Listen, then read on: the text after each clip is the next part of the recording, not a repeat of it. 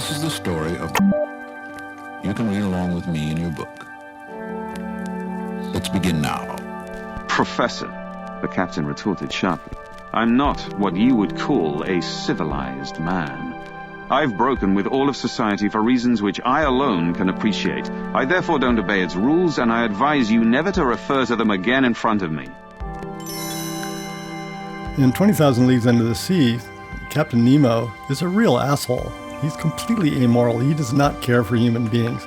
People die all over the place, and he's a mere filthy humans. And he thinks he's the smartest person in the world. Well, he is, but he takes it to heart how great he is. And you don't mind at all that he dies at the end. They walked at a good pace, a prey to the liveliest emotions. There was no doubt but that they were now going to learn the long-searched-for answer to the enigma, the name of that mysterious being, so deeply concerned in their life, so generous in his influence, so powerful in his action.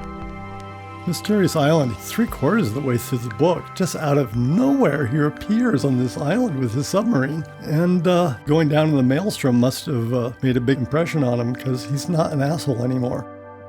He's very helpful and compassionate and funny and interesting.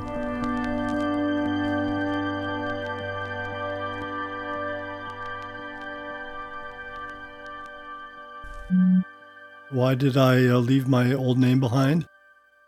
I did a lot of thinking, partly with the assistance of some LSD trips about myself and my life when I was 18, 19 years old, and I realized that my parents cared about me more as a weapon against each other than about me. I dropped my given name in the paddy wagon, taking me to the mental hospital, and then went for several months without a name at all. People thought it was a pretty great joke back then, but it wasn't the impossible thing it might be now. No name? Why the fuck don't you have a name? Ernie was outraged. This brother needs a name. I'm calling a meeting, and we're going to sit around and bat it back and forth until we come up with a name for this motherfucker. And so we did. We sat in a circle, about 9 people, I guess. A bunch of dreadful names went round the pike. You know, I rejected them all. It was barely a thought, nothing even slightly tempting. And then Ernie himself said, well, what about Fred Wonderbread? And immediately thought it was a most excellent name.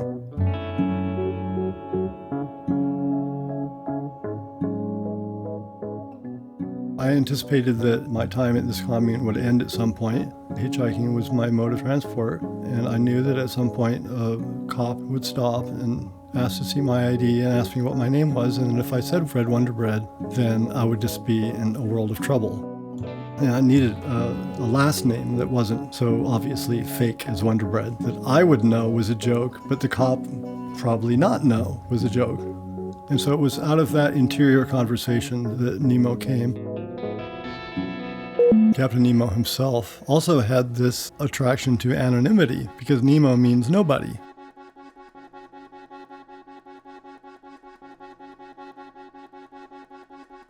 In my performance work, I've also cultivated a great deal of anonymity. Every man wouldn't be the right way of saying it, because my persona is anything but average.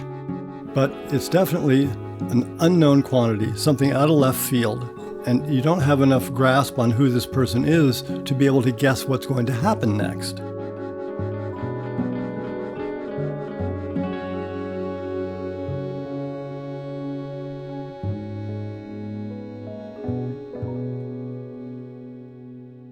Tell us what the fuck is going on with you. Much of the anonymity thing, of course, is about ego. The ego is a fragile and necessary and interesting and complex and unsolvable thing. And of course, if I want to crush the idea of the egotism of the performer, then I need to do various backwards somersaults with my own ego.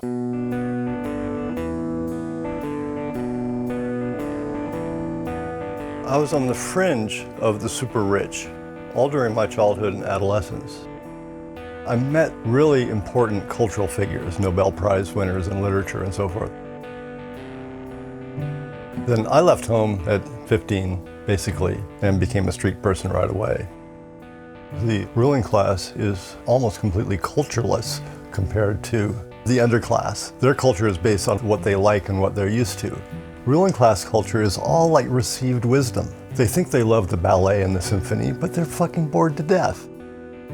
What culture is correcting the previous culture, is finding what's become degraded in the culture and twisting it and putting new life in it. One way that's done is improvisation.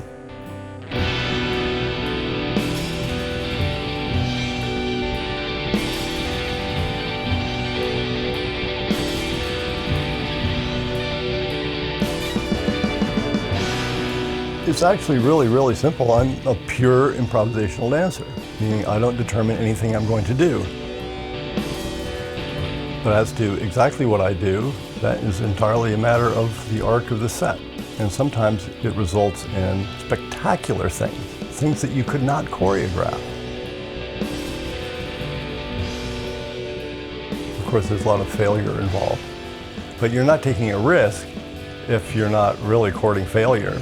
And if you don't take a risk, then why bother?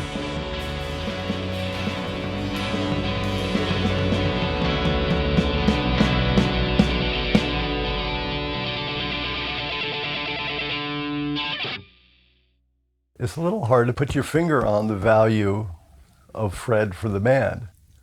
But there clearly was a value because I didn't get fired. Part of success in any art is the element of surprise. And my pockets are full of the element of surprise. At Hazel shows, we would play the same songs night after night. Then it's helpful to have someone who's going to fall off a ladder one night and dance around in a Hawaiian grass skirt the next.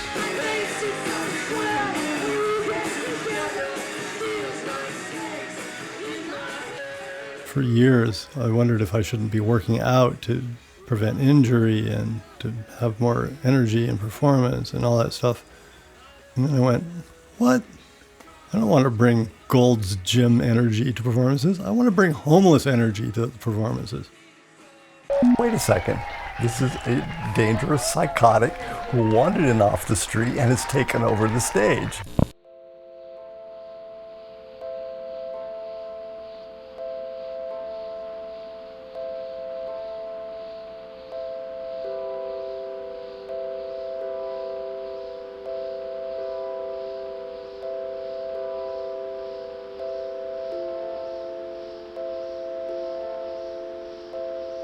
My life as a dancer has really been a war with received values of degenerate forms of dance. Ballroom, ballet, modern. All of them have status relations that I'm sworn enemy to.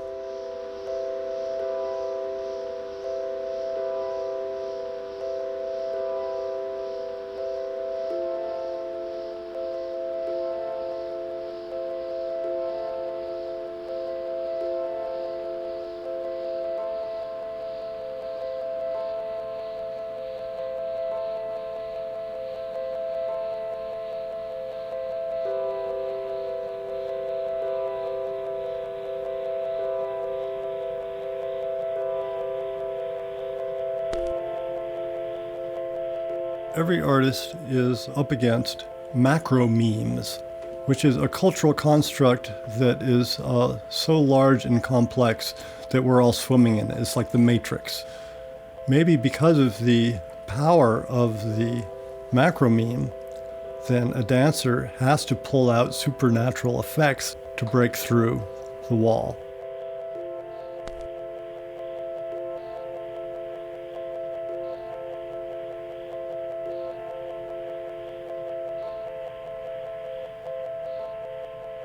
I'm constantly thinking. I'm thinking a lot about what I'm going to do next, but when I transition into what I'm going to do next, then the thoughts about what I might do next may or may not be relevant at all. And the more I'm in the groove, the more my body relates to the music or the ambiance, then the less I have to worry about what I'm going to do next.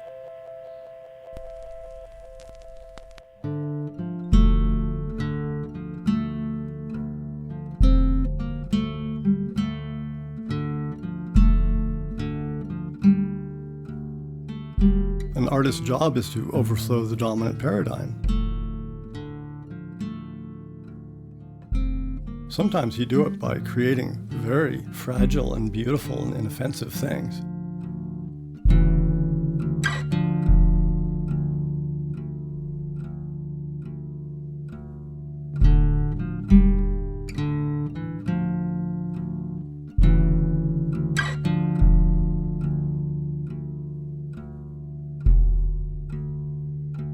See the sun, the sinking of the sun. It will set as it's done for each and every one. And the sun has stolen all my joy. And we laugh no more.